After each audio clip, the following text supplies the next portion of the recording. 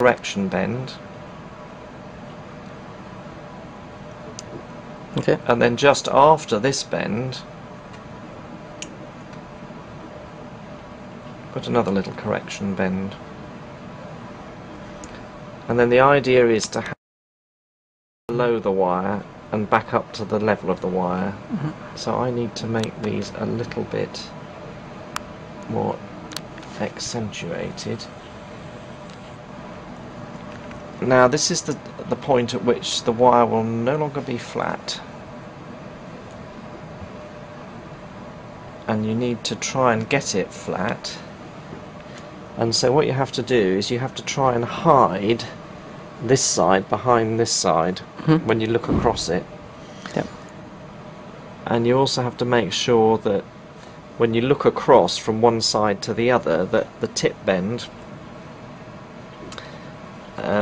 this is the plane of the wire, goes up, comes down below the plane of the wire, and comes up and back into the same level, so that this bit here is all at the same level.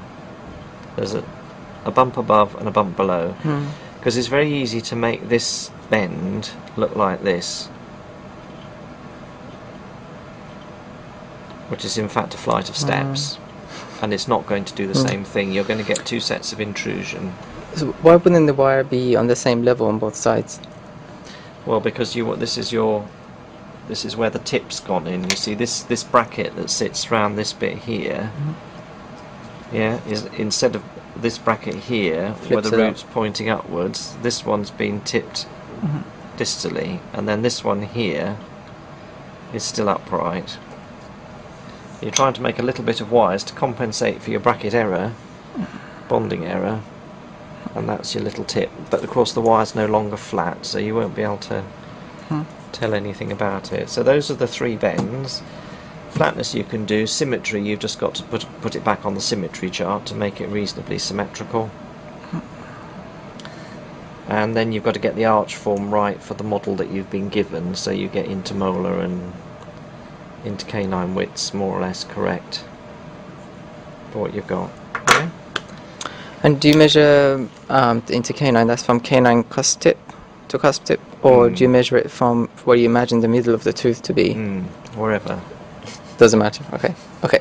As long as it, well, you can either have it tight up against the teeth to get the arch form, that's one way of doing it, or you have to lift everything away a little bit for the thickness of the base of the bracket. But if you have it tight up against everything, and you've often got to imagine that these have come back and those have gone back and it's all in a little bit, as long as it's roughly the right width across here and across here, where the canines are, it's mostly the lower, remember, that you've got to get right rather than the upper.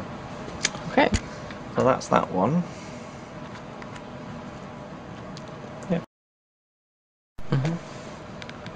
So relative to the front bit, this one's going downwards. Yeah, I can see that. So you need to undo a little bit of that bend.